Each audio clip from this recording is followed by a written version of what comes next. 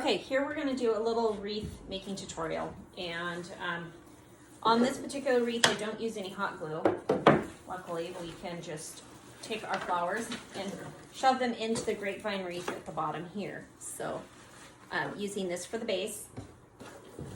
And as you can see, we already have some hydrangeas here, some smaller little white hydrangeas, some little white roses, but it needs more filler, but we're gonna add a color, more for spring, and so I'm gonna just show you that just to kind of keep this tutorial a little bit on the shorter end, because I know everybody's kind of got precious time. So I'm just gonna clip one of these here. Actually, I'm gonna slide that greenery up because we're gonna want that on there. I'm gonna clip it so it gives me enough to stick down into my grapevine wreath.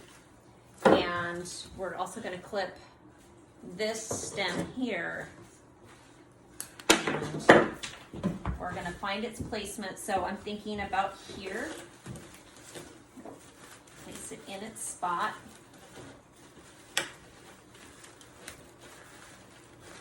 Make sure that you give yourself enough stem to get it in where you need it to go.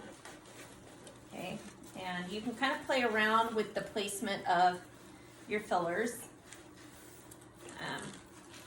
Sometimes it's nice for me, particularly when I'm doing a wreath and I get down to the final end, is to actually hang it on the wall and come back and kind of tweak it, because this I may not want at this angle. I might want it actually more at this angle, but for right now, I think it's looking pretty good. We're gonna go ahead and try to do a more symmetrical look with more of the pink flowers and the stems, and then we will show you the end result. So again, just going to bring that greenery up. That greenery is a nice filler. And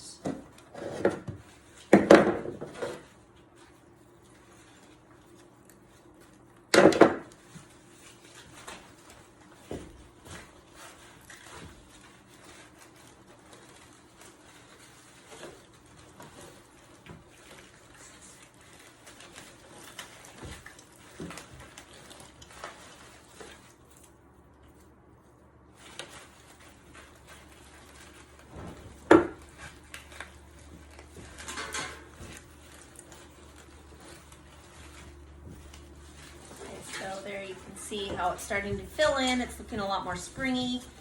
Another idea, if you have some of those pretty eggs, you know, the faux Easter eggs, that's kind of a nice little way to make your wreath feel springy.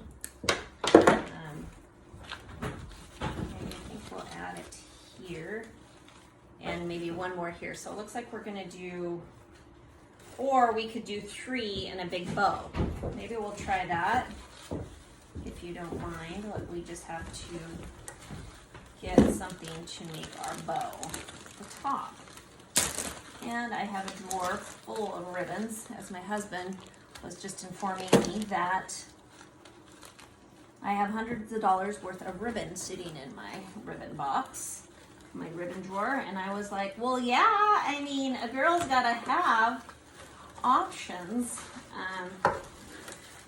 Okay, this one's being kind of difficult going in, but persistence will pay off.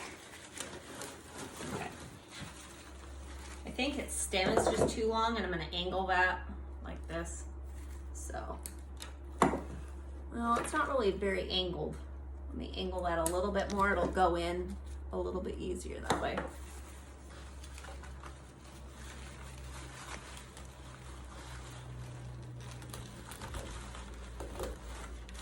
Okay, pull that out just a smidge. You can't really see what I'm doing because I didn't angle that camera in. I'm gonna grab my leaf and shove it back in there because we need that greenery. Tuck that in there, and now we need one more of these stems.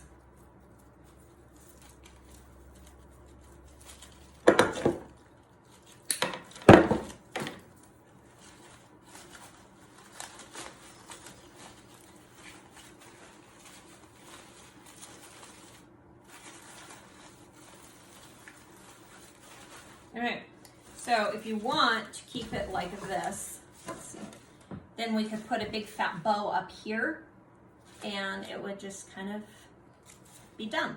So that's pretty easy. I think it's sometimes just not overthinking when you're doing a wreath design. And of course you can just make it uniquely yours.